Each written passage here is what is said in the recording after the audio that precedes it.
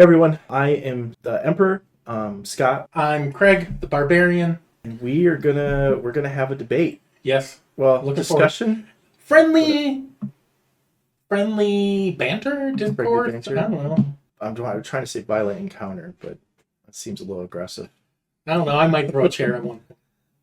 There's the one guy. I don't know if you ever watch his stuff, Mandatory Fun Day. He's like, this meeting could have been a fist fight. It's a shirt. I want that so bad. I just want that for a family gathering. This family get together could have been a fist fight. Something like this. Come on, tell me that wouldn't be good for our family get together. That could have been really funny. He's got a lot of funny stuff. I need to take some moment. Anyways, so the real thing is we're gonna have a debate. This is gonna be an ongoing thing. We're gonna have we'll have basically a debate about some topic, and we're each gonna pick one side of it. Not so much of trying to convince the other person to do it, but more like what's the benefit of this side versus the other side. Why we picked the side we picked, what we like about it, what we think it adds to, whether it's tabletop role playing, wargaming, anything, storytelling in general. So for this week, our topic is natural 20 versus a natural 1. Yep. Or if you're in another kind of tabletop role playing system, like a critical success or a critical fail. Yes. Like critical success versus a critical fail. Now let's see which side the Emperor takes. Which side are you taking? I am taking a natural 20. See, I took the nat 1. Yeah.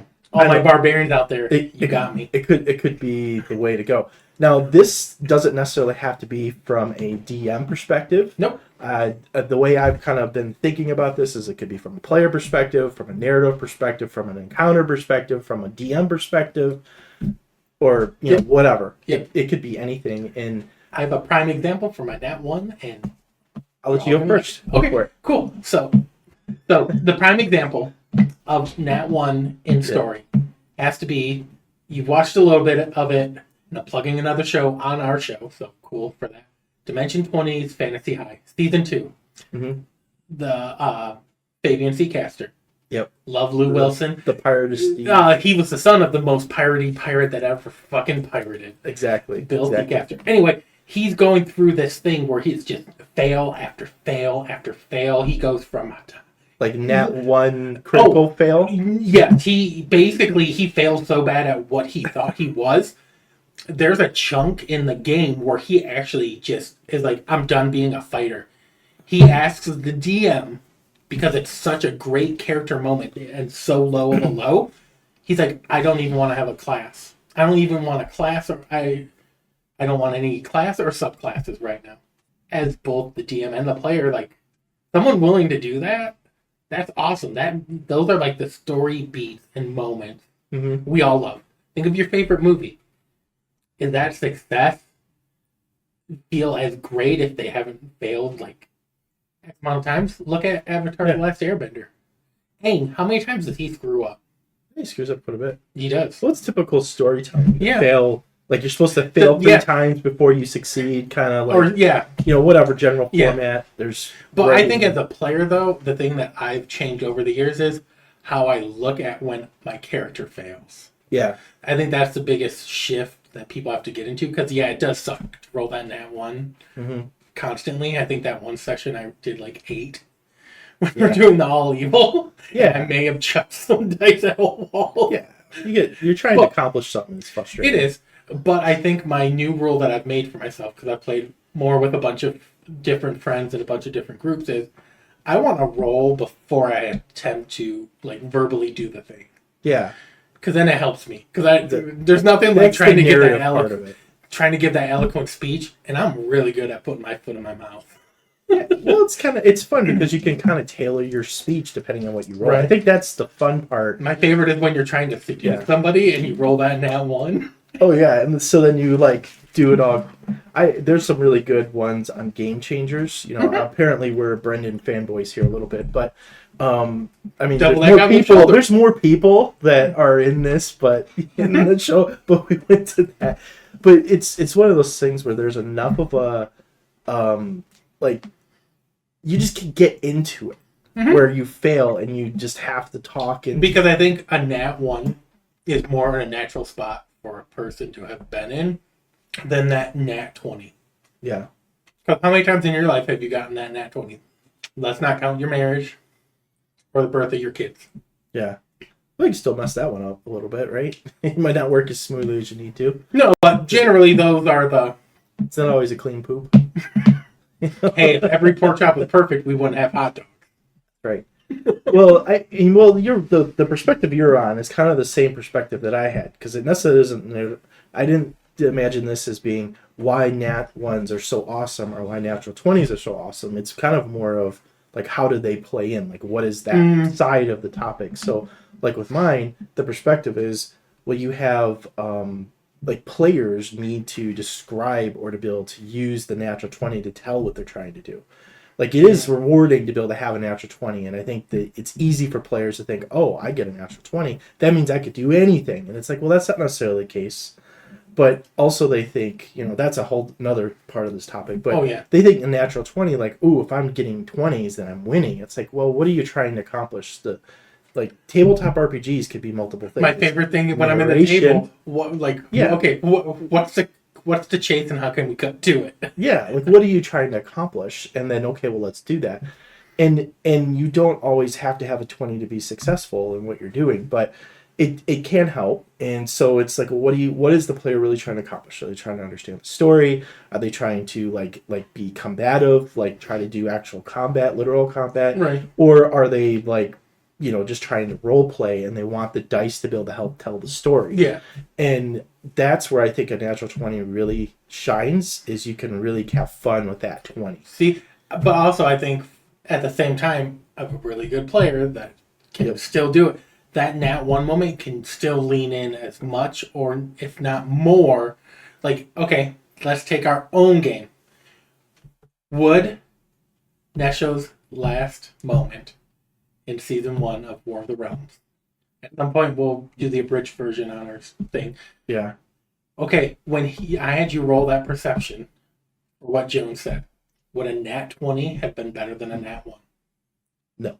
Exactly. It wouldn't have been. No. Okay. I think spoiler alert. Spoiler alert. If anybody doesn't want to know what we're talking about, please, like, plug your ears, turn away, go get a drink of water. So, the end of the season we were talking about for one of our actual plays, Scott's in-game wife, he had just gotten married. They were these two warrior royalties. Yeah. They're on the field. They're fighting. The big bad guy that they're fighting for the season is somebody that was once on Scott's side, and then Scott switched sides. Whole big thing. Yeah. Nesho's journey, wild. Anyway, so they're fighting, but the last hit you go to do, you pump everything. He pumps every bit of everything. Yep. He even takes the deal with the devil at several levels of exhaustion because I'm a demon, I guess. Apparently, yeah. But Nesho actually, his wife's spot gets swapped with the big bad, and the killing blow goes to her. Yeah. And in the moment, I had him roll a perception roll to see if he could perceive and clock what she actually said, which was, "It's not your fault." Mm-hmm. Like, "I forgive you, I love you," something along that line. Basically, she didn't want Nesho to go the route that he's going. Yeah, to be taking it as like, if you go back and watch the video, I don't think I've ever seen you more mad at me in my life when I was like, "Cool, this is what you hear," and you're like, "Bullshit!" Like, what? He was so mad. I thought he was gonna flip the table. And then Leighton, who was like, "Okay, but what was really said?" Yeah. And then when I said it, you were like, "I think I hate you more now." Yeah. Well, I mean, you'd be appropriate. But no, that was a really cool moment, because it was like, well, what if that would have happened? That would have changed so much more. Now, inversely, if it was a 20 and I did hear what she said, right, then it wouldn't be as much of a character. It wouldn't have been journey, but it wouldn't have been as an external of a journey. It would have been more internal, because Nesho was still blamed himself. Oh, he would have, right? But I think, but a 1 made it external. Oh, it made it external and internal, because you heard it, and then it's just like, so he's not only does he feel guilty, but she literally blamed him. So it's like he has to take that extra step. I think it was, "It's not your fault," and you heard, "It's your fault." Yeah. Oh, I think it was, "It's not your fault. I'll love you forever." and you heard, "It's your fault. I'll never love you," or something. Something terrible. Yeah. It's been like 2 years since we did. Oh, no, it was so rough. Like, I feel like it's one of those things where, and I want everybody else to know. I told him my plans. Oh, he knew, and it was fine. I actually like it because then we can play into it a little bit more. But also, like, don't do that to your. Check in with your players, please, because he knew it was coming, and there was tears. You two just gelled so. Oh good. yeah, it was fun. It was really, really cool. So there's a lot of build up to. There's a lot of like consternation and build up that happens inside of an account. Yeah. That with players, so you're in combat, and I'm gonna take the combat route because I feel like that's the easy one to explain. So there's a lot of like build up in there, and a player's rolling and they're trying to hit whatever it is that they're trying to fight, and they can't hit the thing sometimes. Sometimes they just roll like crap, and it feels bad, and it gets frustrating. It does. I just want to kill this thing that I'm trying to kill, or you're like 4 hours into encounter. Yeah, you're like, why won't this thing die? Yeah. So when you get that nat 20, it's like a pressure valve that kind of gets released. It's like, okay, yes, not only did I hit, but I critically hit, and then like you get to relieve some of that pressure. And I think part of that pressure that the pressure that happens, we do something special with our rules where when somebody gets a critical hit, then they get actual like we don't have them roll double damage die twice. You one of them's an auto whatever it is. Yeah, so if your weapon's like a D10, you can auto 10 and then you roll the other one. Exactly. Because we've all done it. I know I've rolled a fireball where I've rolled nothing but ones. Oh yeah, and you can't even get a crit in that. But with our rules, because I'm cool, you can. You can. Yeah. It's real hard though. And they have to roll a nat 1 on their save to. Do you imagine? Oh my god. Yeah. Right, but that valve that you're talking about, you still need those failures to get to there. So what I'm hearing is Nat 1's paved the way for Nat 20s to feel extra I'm good. going through the reels with the I forget the actual guy's name, but he's bald and he's but wait, action surge, you know that guy? Oh, Treant Monk. Yeah, so I love that guy. He does that stuff, like he always comes up with the things. I hate some of it. Like I would hate for him to like get our things that we do, and I'd love to have him come play because the first time he did combat, I'd be like, okay, you kill the thing. I hate you. You kill the thing. Okay, let's move on. It would be the Ramirez all over again. Okay, I'm just saying. How many monks did you allow in that group? 3. Yeah, well, I made bad choices, and it was fun. But Kensei monks are supposed to be so underpowered. No. Oh, that was crazy. Well, that one was so bad. That combat was so bad that it was like I had to like. Didn't you throw a second one at him? Yeah, I'm like, well, fine. You people want to kill the first time. I'm gonna have another one just come out of nowhere. I'm like, why'd you kill my brother? And guess what? I carved him up. Made his face into a coat. The second one almost as bad as you dropped the first one. And this is why they changed the crit. It's your fault. Stunning strike rules in D&D for the 2024. I kind of celebrated a little bit on that one, but it was fine. Like you just have to get creative. Hey, if I'm dropping 5 key points around to try and stun something, I'm running out of key points sooner or later. Yeah, that's true. Well, not only that, but you also had, the heavy artillery dwarves. The heavy artillery dwarves. Yep. And you got like the overpowered potato gun that happened, and all these almost other one things. Shot at a demon lord. Oh yeah, you got like a 500. Oh yeah, that was a nat 20. Demon lord. That was a nat 20. Yeah, that's right. That was a little 610 damage. Yeah, it was something ridiculous. In one like, what? Okay, but also I'm just gonna say, rogues are crazy. Yeah, a nat 20 on top of that. I had a player do that to one of the verdant worms, shot in the ass with a thing, and got a crit. Yeah. Almost one-shotted it. We did that one Thanksgiving,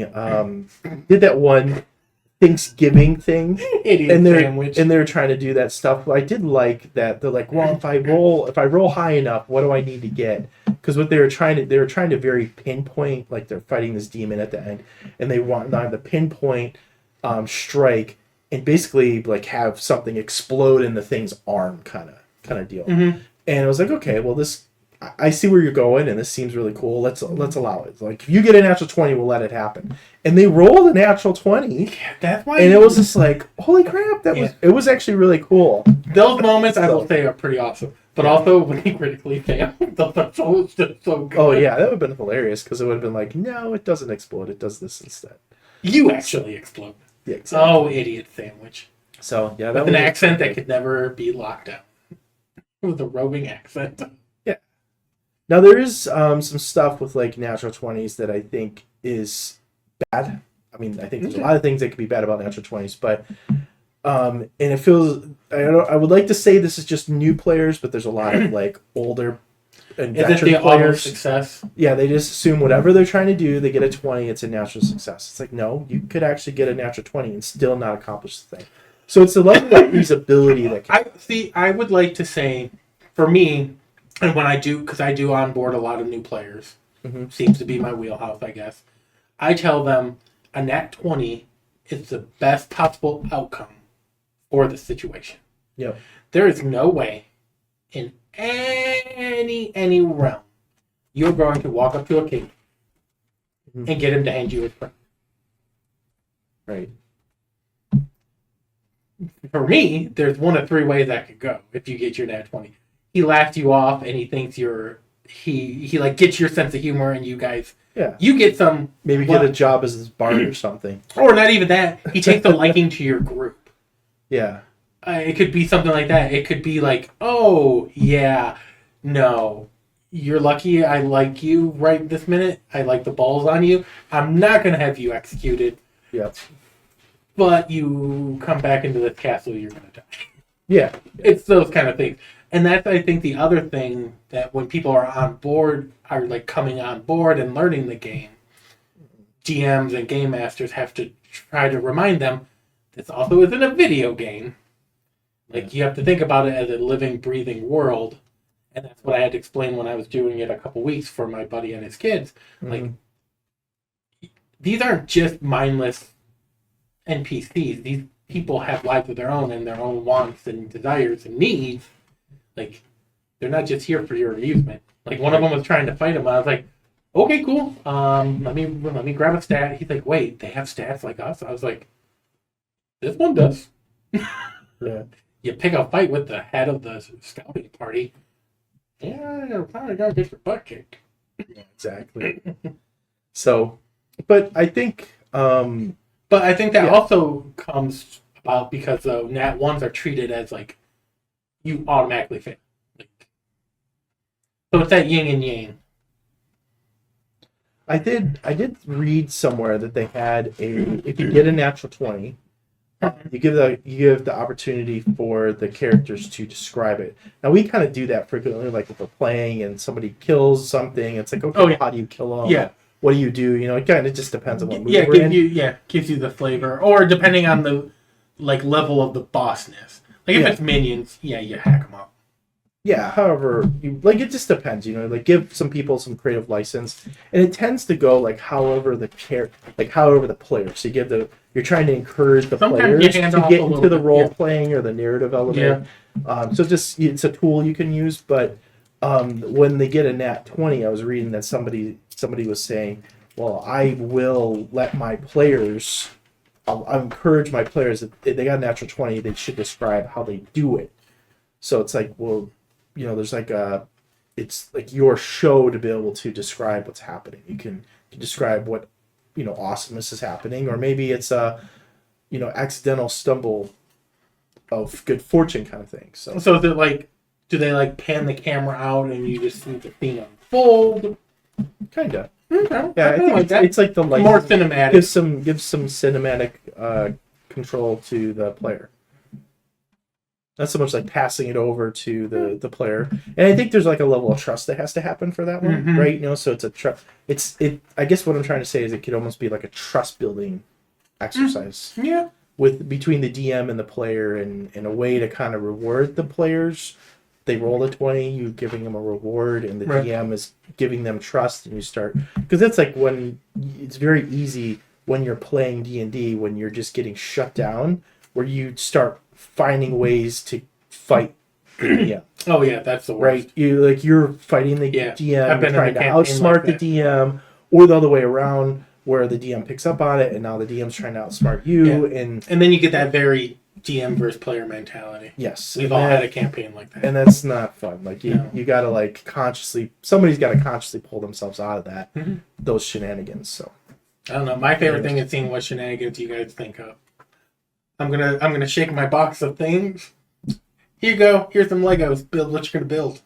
Yeah. I'll describe it from the side as if I'm like a nature documentary. Oh, yeah. a lot of times it works out just fine. We've kind of built a whole book around it. So definitely story generators. Nat ones are story generators, not punishment. Yes, and I think that's a hard thing sometimes for DMs and like the dungeon masters, game masters, whatever they're called in other systems, to like give the nat ones their gravity, but not too much.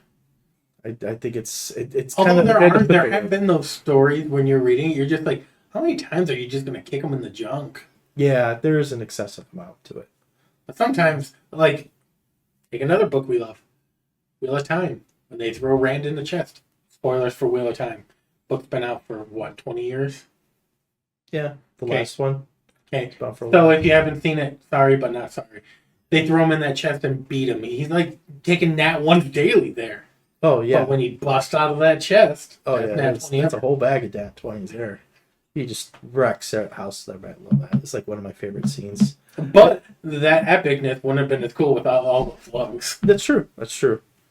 I think shout out to Robert Jordan. And if we're doing, really good about that. If we're talking about psychology of things, like you talked about psychology of the nat 20s and building trust, on the other side, nat 1 can erode trust. It could, but right? I can also if you handle it poorly. So, like if you use as a weapon to humiliate the player, they're going to remember that, and it's one of those things where humor, when you're making fun of somebody or joking around, if everybody's on the same level, then it's funny. If somebody's not on the same level, it quickly becomes not funny. Yeah, and it all depends on the topic. And when you're frustrated and then you're being made fun of, quickly that goes bad. It is, but in the same thing, if it's handled right, I feel like a nat 1 can build more trust than a nat 20. Yeah, I agree with that. So that's where I think the psychology of it was like the player psychology. If an experienced DM would be able to I don't know if it's so much an experienced DM as in just somebody.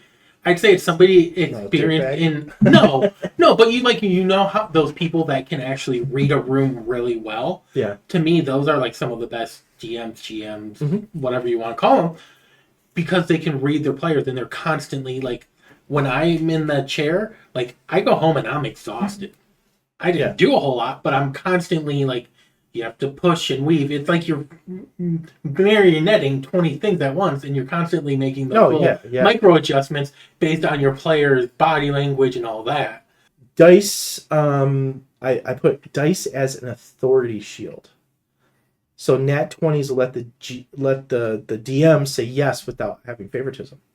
So maybe sometimes as a DM, you want something to happen, but you don't really want to be like, yeah, I really like your idea because it's cool. I want to make it happen. So from like a DM side of things, it kind of lets you say yes without. Yeah. Like, ooh, yeah, okay. Yeah. I kind of want it to happen, and I don't have to count it towards. Yeah. People are just going to label it as lucky. Yeah, that's true. So. I feel like that's a punk ass DM. Maybe. I mean, hey. What's the number one rule we live by? Rule of cool. If it's cool enough, the rules don't matter. That's right. They're real cool. Well, I'm just your general. Your rules have no place in this house, Satan. Well, the other part of it, and this kind of goes the other way, where if you have a nat 1, it lets you, as a DM, introduce trouble without blame. Yeah, that's fair. To some level, too. Right? Yeah. So it's kind of like it's like your alibi. Yeah. It's an alibi. It is, but also I feel like that's wishy-washy. Yeah. That could get you down. If you're letting the dice tell the whole thing, there's sometimes you just gotta say no. It's true. There is. Yeah. And I think sometimes you don't need the dice to say yes. But I think it is easier for a new DM, or depending on the makeup of your party, because once you start introducing spouses or partners, that's where the 20s and 1s could come in handy, I guess, for favoritism. That's true. I'm thinking of. If anything, I'd be worse on my wife. And she knows it. It's pretty funny. I've been seeing a lot of Key and Peele episodes in my feed. Yeah. Like, did you see the one where they're doing the NFL names, the D&D characters? No. DeBrickashaw. And it's like Tiefling Bar. Yeah, I read the one. Next time I see it, I'll send it to you. Yeah, you gotta send it to me. There's one where they were doing stuff, and it's like, well, you're in a bar, and what do you do? And he's just like, I want to go get me some bitches. Oh, yeah, I've seen that one. And he's like, well, you got to do this, and they like hand him a die. He's like, what's this for? He's like, we got to roll to see if you do it. And he's like, I got a 20.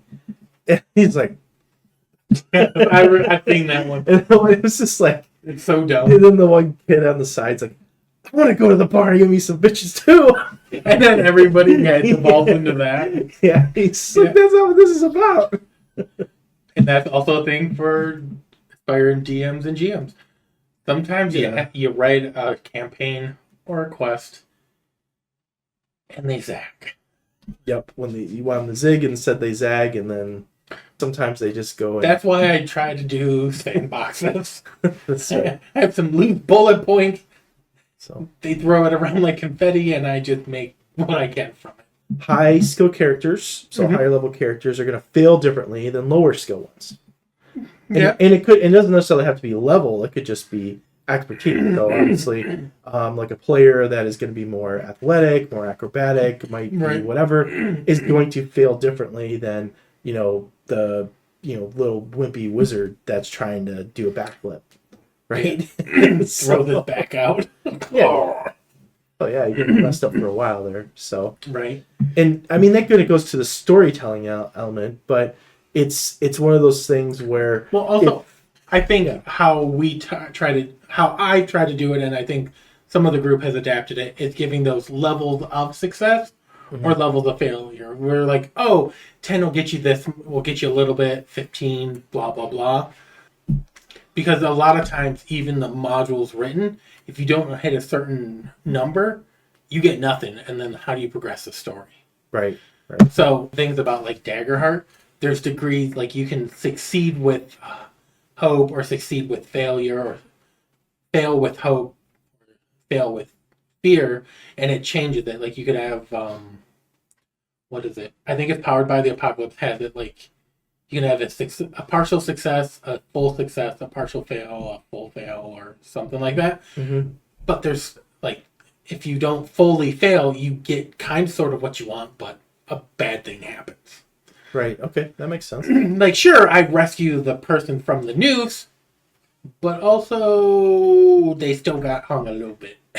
Yeah, they're licking the windows from now on. Something like that. Yeah. Or you partially, like, that's a partial fail. Maybe you succeed. You kind of like you're trying to seduce the princess to get past her, to get further into the king, and she's like, "Yeah, you're cool. Let's see how this goes." Could find out. I was trying to think of like what they would say in Bridgerton when they start courting. That was it. Oh, where they want to start a courtship, and you're like, "Oh, this is like 6 months of work I have to do now." Yeah. Yeah. Now I gotta be high society. Timmy, go get like Knight's Tale when he's describing the dead. Partial success. Because now Roland had to make him a goat. God, why is it that movies are coming? These prime examples. I loved Knight's Tale. That was so good. So Nat 20s accelerate scenes. Nat 1s complicate scenes. And so it gives the DM or GM the ability to be able to speed up or slow down a scene as appropriate. It gives you kind of not that that's in your control to be able to do that, but if you do get one, you can take it as an opportunity, or you could use it to be able to really... You can, but I feel like both of those could do either one of those. Yeah. Like a Nat 1 could extend a scene like 20 minutes way more than you're like, Christ. Yeah. So I feel like either one could do that really, though. Because Nat 1, if you're trying to like haggle... I think of shopping scenes when I think of Nat 20s and Nat 1s a lot. When people are trying to haggle. And I don't know about anybody else. That is the thing I hate the most in the world. Is when people are like, well, the prices are negotiable. No. Asshole. I asked you how much it costs. Just give me a price. Yeah. And then if I'm like, oh, well, if I get 2, how much would it be? Then that's where we can negotiate. I just want to know what one of the stupid thing is. Yeah. Well, it's just like going to the freaking, like, Goby, the fish butthole. I hate that. I hate that Goby. part of the whole entire freaking You know what? game. Goby's only useful because he makes that cool fusion. Outside of that, and he swims around as a fish. That's it. 2 things. Yeah, like you need them. You need them Yes. for 3 parts of the story. Yeah. Get for the gills and get the whole stupid crap. Yeah. The second one to be able to be the fish to go over the gap, and the third way so you can transform Into Puff. Into all the things, because you need them for all the transformations besides the doof or whatever it is. Yeah. So. But you can't even use him if you want to use the best dragon in the game. Yeah, because he sucks. Yeah. Your poopy head. Yeah. But, yeah. That dude. But I feel like pacing, it can help. I'm gonna say it probably be more helpful for newer people running games. Mm-hmm. Because I can pace a scene as much as anybody wants. Well, I mean, pacing doesn't necessarily have to mean length of time. Pacing could be the energy in the room too. So you get people like pumped up. Yeah, but also I think a good person in the chair could also get people excited about different bits and pieces too. Yeah, I mean the players do match the DM's energy. They try sometimes. Unless somebody's had a lot to drink and take the siesta. Yeah, that would never happen. That would never happen. Mm-mm. We would never let that happen. No. Nor put a towel on their face and let them go. Okay, you're talking about chances. Yeah, I mean, that's awesome. I'm glad about that. Because I think I've taken a couple siestas in the middle of Me too. the thing. Or DM best practices. I know we're kind of using them interchangeably. They're kind of some of the same thing. Just semi-rapid fire. Nat 1s add problems. Don't remove turns. Nat 20s should add benefits, not erase challenges. Never let crits replace roleplay. Yes. I think that they should enhance it. And crits reward players' intent, not just luck. Which we'll come back to all of this. And then because I'm gonna want to go over these with a more fine. What ends up happening is that players shouldn't fear rolling the die, and if they do, then something's wrong.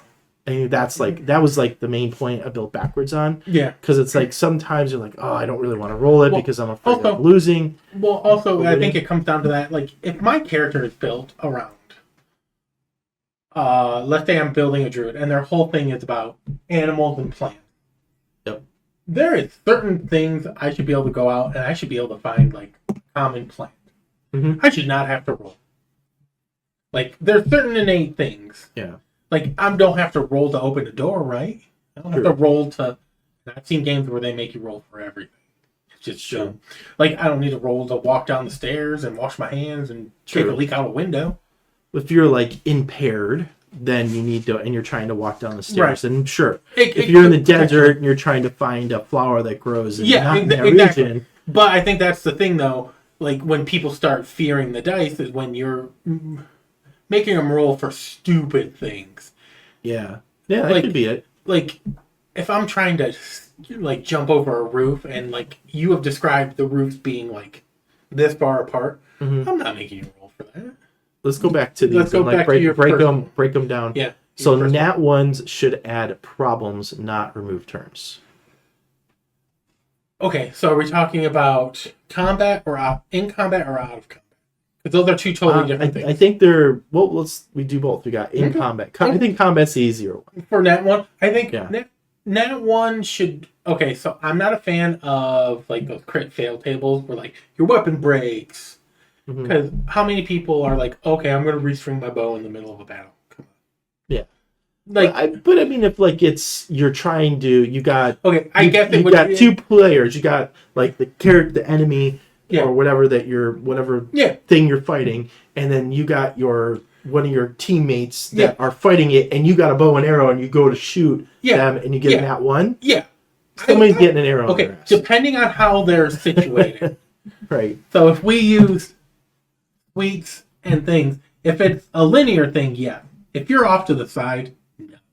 Yeah. My thing depends on how far away they are. My thing is, like, use your brain. Now, if you're swinging a sword, sure. But that is also something I would communicate ahead of time. Because once again, then you're overly punishing them.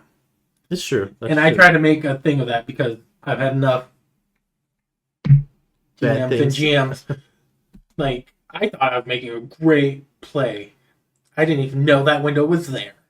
Yeah, that's true. When I went to go tackle a guy. And out the window I went. Yeah. I took out a bunch of people. Was it the Falling Phoenix? AKA the Buzz Lightyear, AKA Falling with Style, AKA Phoenix Rising, yes. Yeah. So, and guess what? Okay. Still standing with 1 hit point. And there's still other things you can do on a turn in combat, so it should never be like, oh yeah, your turn's totally done. You got, like describe them missing or like clunking, or like even on enemies, sometimes they can get caught in armor, and that's a nat 1 to me. Yeah. Like it would give, I think, building on like what it would do for people around you, like if your armor's caught in the thing and you're trying to get it out, makes you an easier target. Yeah, well, it would be like if you were like restricted or whatever. Yeah. Oh, restrained. I would just be like, hey, I would either be like, hey, I'm gonna give him advantage on this attack, or I'm gonna give him like +2. Yeah.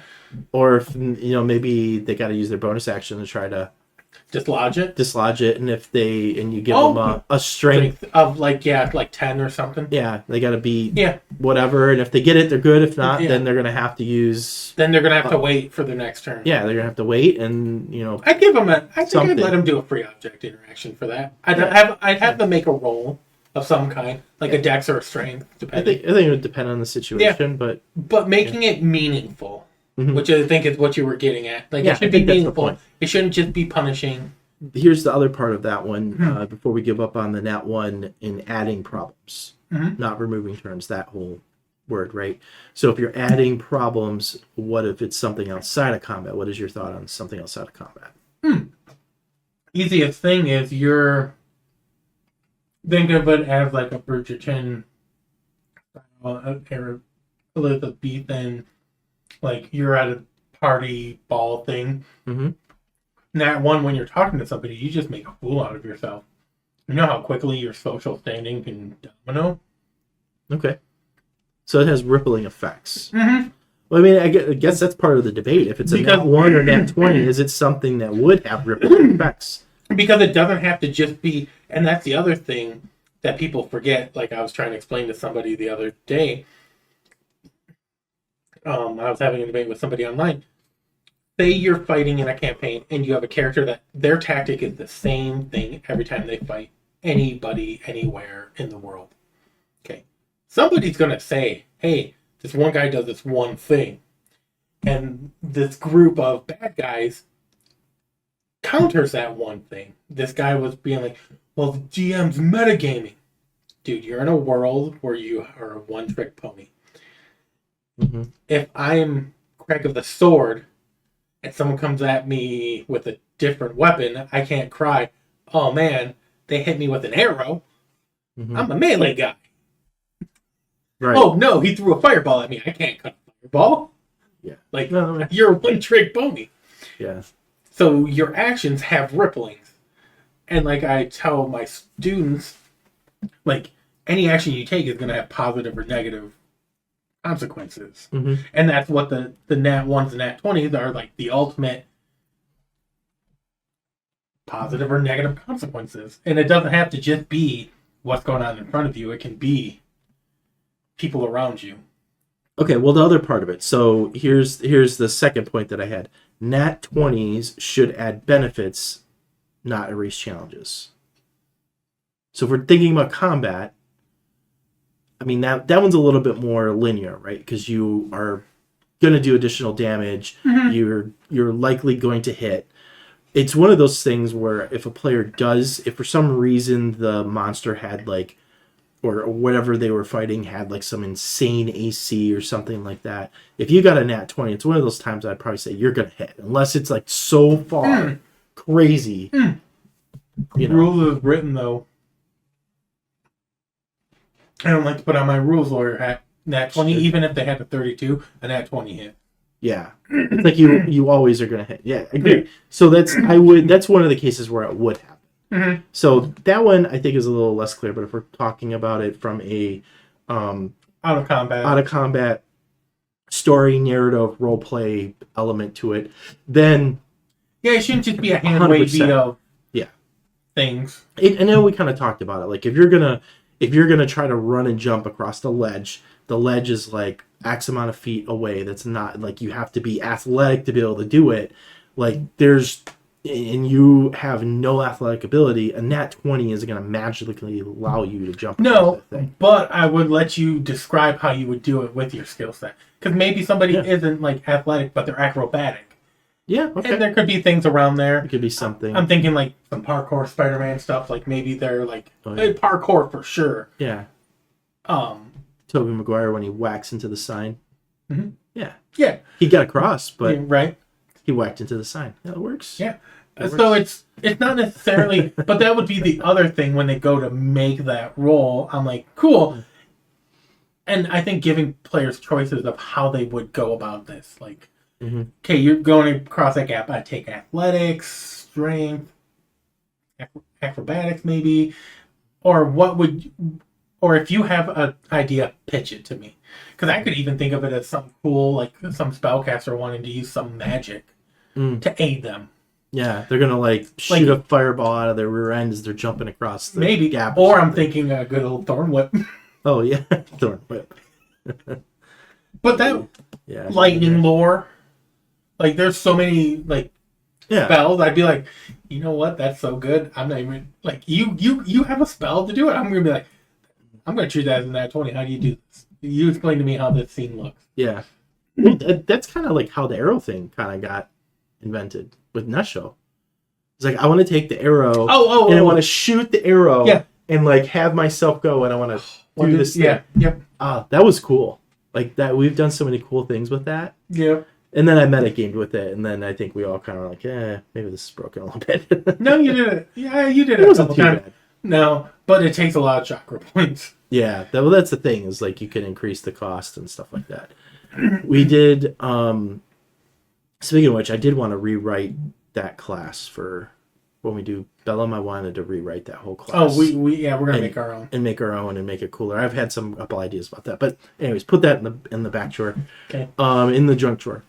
So, the other one was... So I think anything we just said here with the Nat 20 adding benefits, not erasing challenges, we've kind of already talked about that a bit. Yeah. It should add to the story. Yeah, not just like, oh yeah, okay, you automatically win. It's like, oh, well, you get you get an extra benefit to doing something. Like, oh, you not only did you convince the king to be on your side, once again, he's taking your liking, or he's going to be like, hey, I need you to go help these people over here, so he's hooking you up with another resource.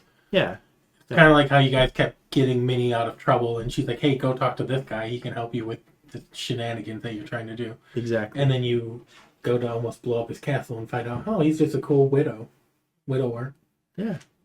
And then merge his wife's name. And blow up his house after. Yeah, we're poopy heads on that one. Yeah. Okay, well, the other point I had there is never let crits replace roleplay.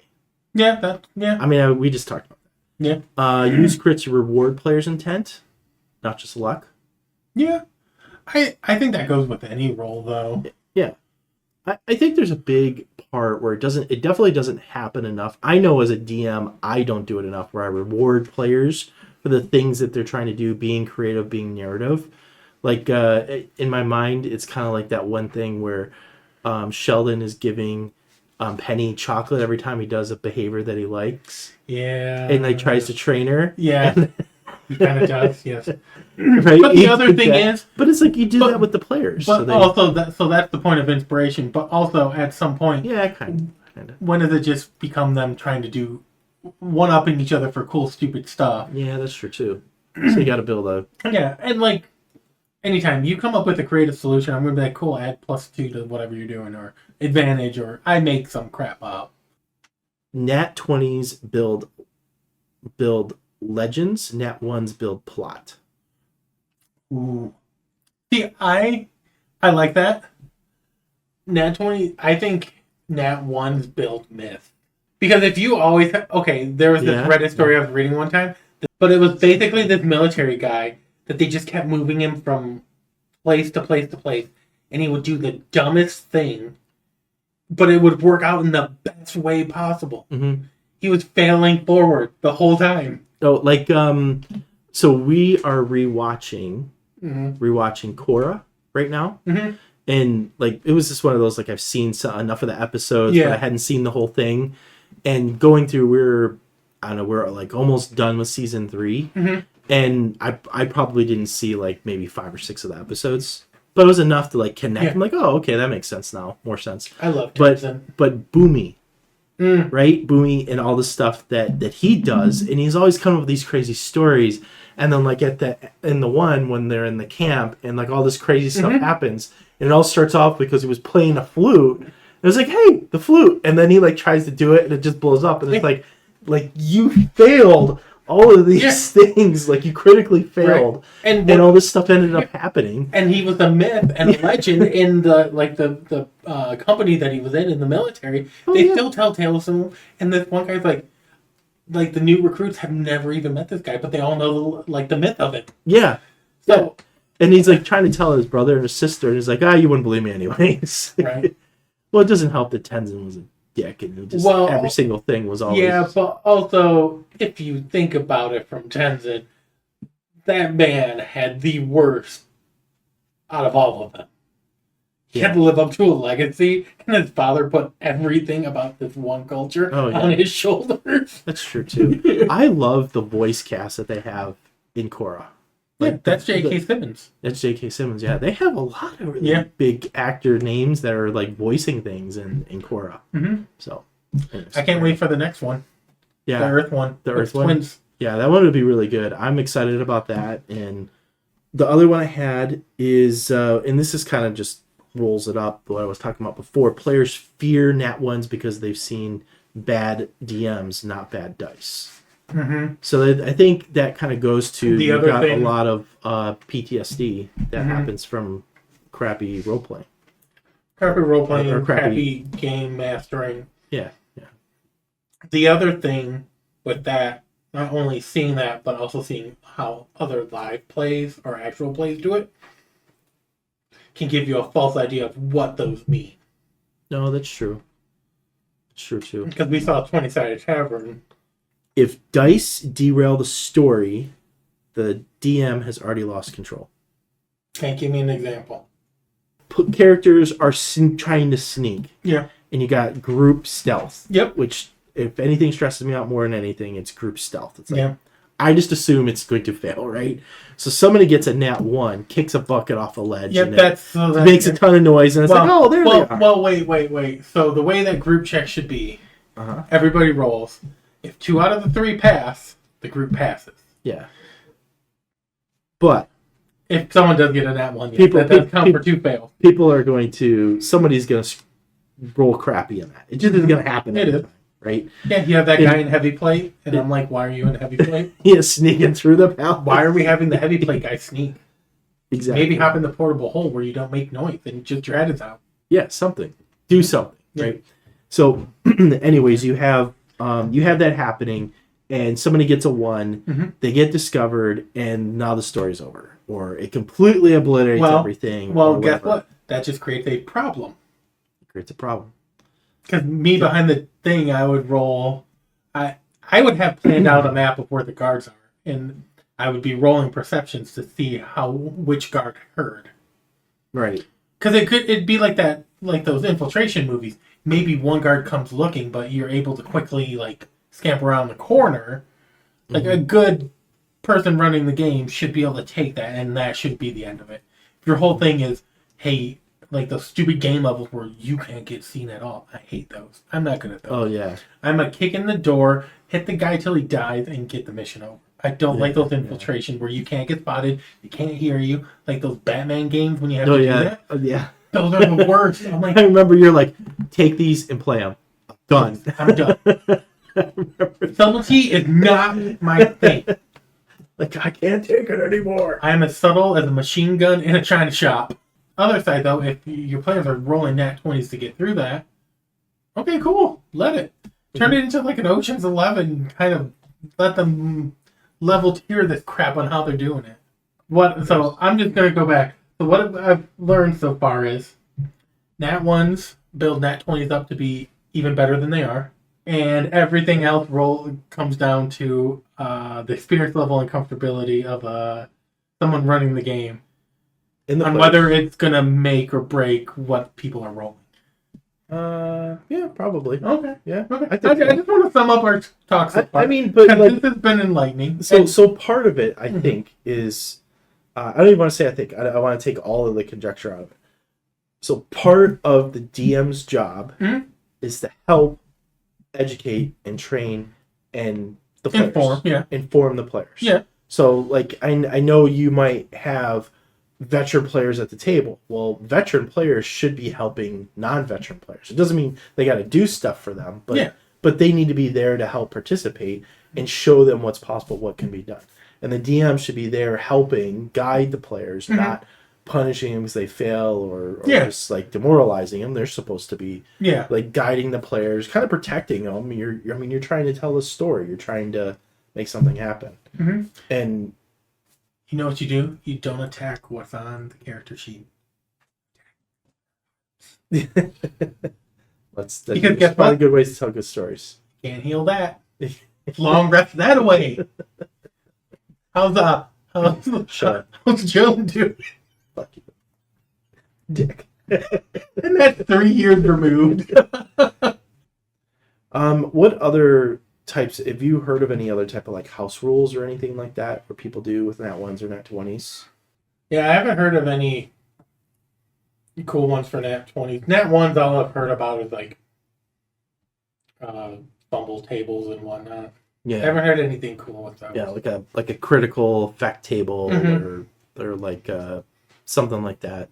I think it would be cool if there was a campaign where like there was like a plane that you were in where nat 1s on spells had like misfires or things like that. Might be cool. Yeah. But that's also something I'd want to talk to the group with, because if there's only one spellcaster and he's the only one getting screwed over by it, might not be so fun. Yeah, that's true. That's true. I think that kind of wraps up most of our thought on what we were thinking. Like it. Also, let us know. Are you a nat 1 or a nat 20? Yeah, that's true. Which way do you prefer? Yeah. And drop in if you have a good point that we missed. You got topics, comments, or whatever, put them down below. We're going to try to do this during each one of them. Okay. All right. Well, anyways, thanks, everybody. We appreciate it. Yeah. We will be here entertaining you all next time. Yeah. And until then, when we see you at the table. Bye. Bye. Have a good night. Make good choices. We love you. Or don't. I mean, keep it interesting. We still love you. Roll those nat 1s. Sometimes bad choices find you. Yeah. There you go. That's the tagline. There you go. Nat 1. Sometimes bad choices find you. Unless you're the lawyer, then always roll nat 20 to get those clients off. That's right. Gotta leave parting wisdom.